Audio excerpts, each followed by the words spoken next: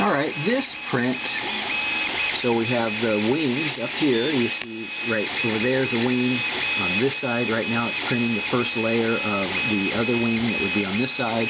The tail goes off in that direction. It's at an angle, diagonal to the print surface here.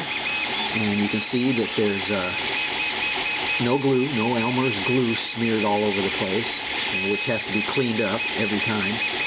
You can see how this printer prints on blue tape, and there are several reasons, and not narrowed down to just adhesion.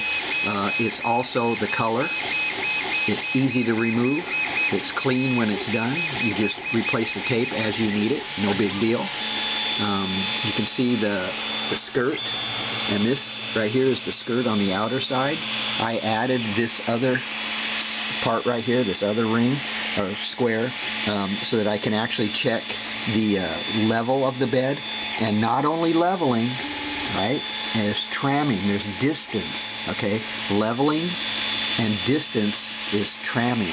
You have to be sure that everything is level, from the corner to corner, whatever your print size will be, but it also has to have the proper distance. That's very important to how far the nozzle is from the print surface at 0. So when I set my printer up at Auto Home, I use the switch for 0. That's a mechanical switch that sets my 0 automatically. That's on the Z axis. So the Z axis is controlled to 0 by that switch. There's no electronic gizmo here hanging on the side, which adds many other issues that this will never have. So I would rather use that mechanically every time. It's like etched in stone, instead of this running around the bed trying to find flat and high spots or low and highs.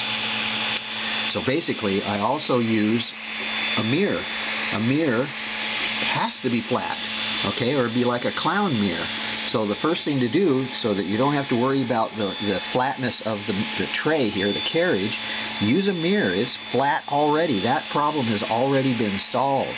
So any other print surface will seem to always have issues in time. It just always will.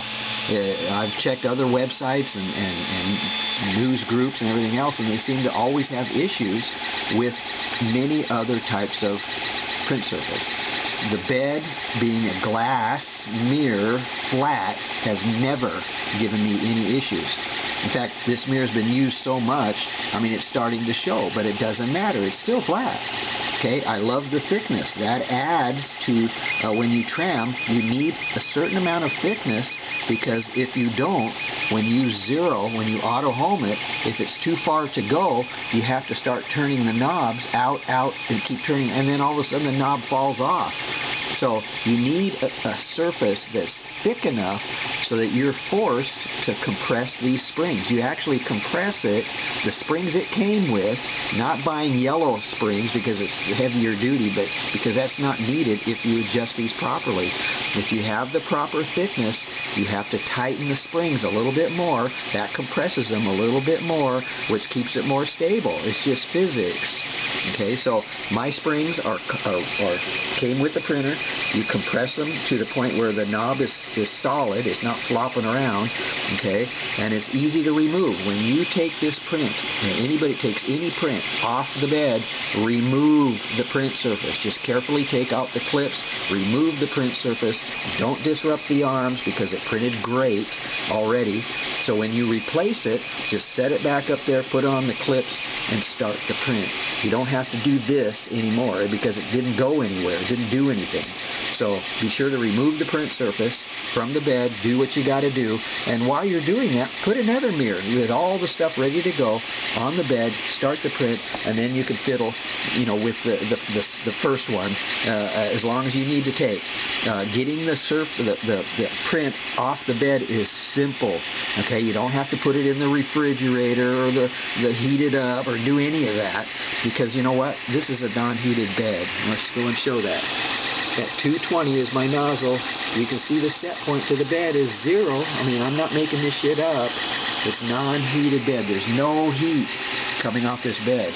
you know, and at 50 degrees Celsius or whatever people set it at, that's hot. That's you could literally put your coffee cup on there. Okay, so anyway, this is the first layer. You can see that perfectly. It's shiny, it's smooth, and it's going to start. It's doing the second layer now on my little test strip right here. Okay, and then it'll come over and continue on. So everything is spaced out properly. Again, nothing's curling or coming loose or anything like that. Even hours down the you know, time-wise, it's not going to curl. This is the way to print.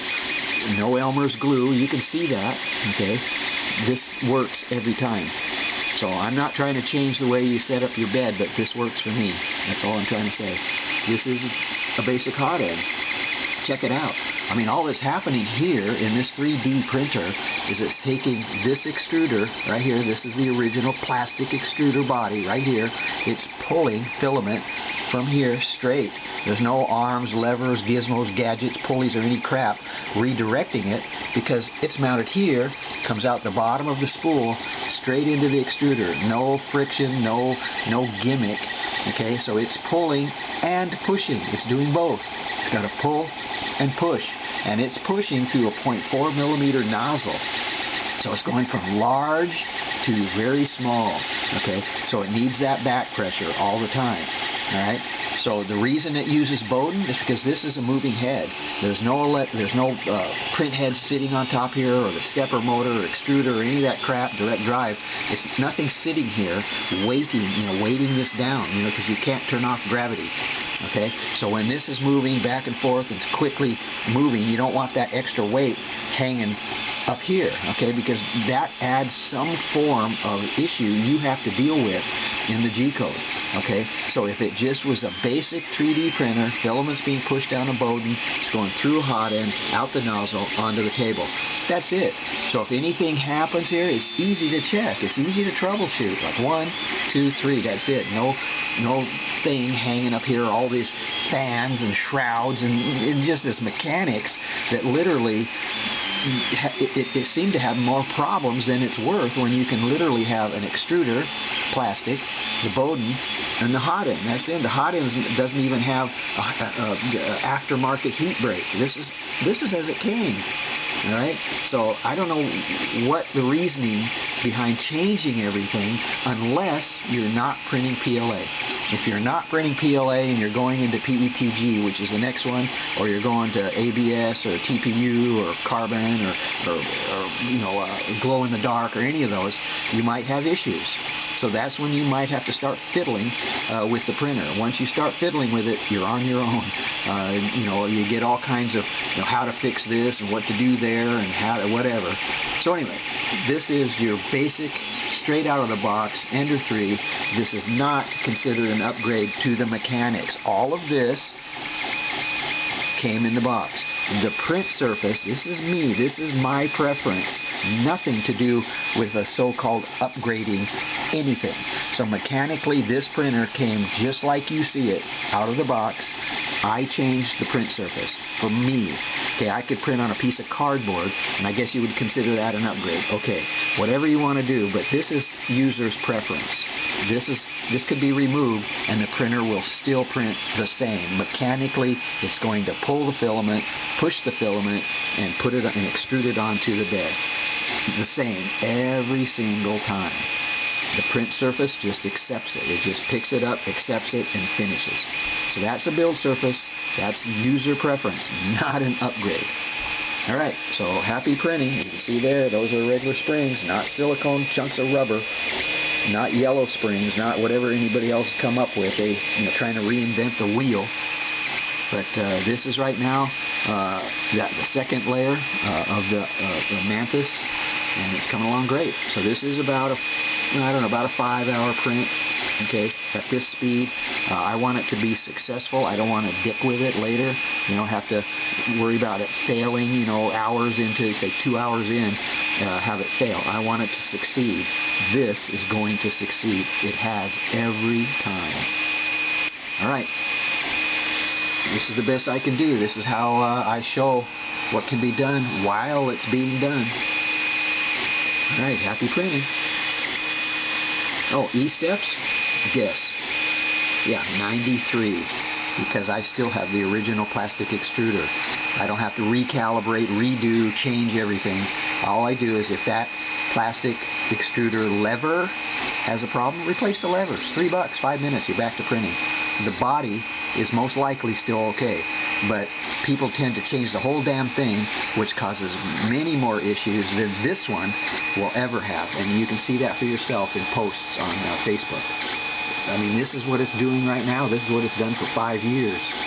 I mean, I could change that lever right now and I'd still be printing within 5 minutes. All right, have a good one.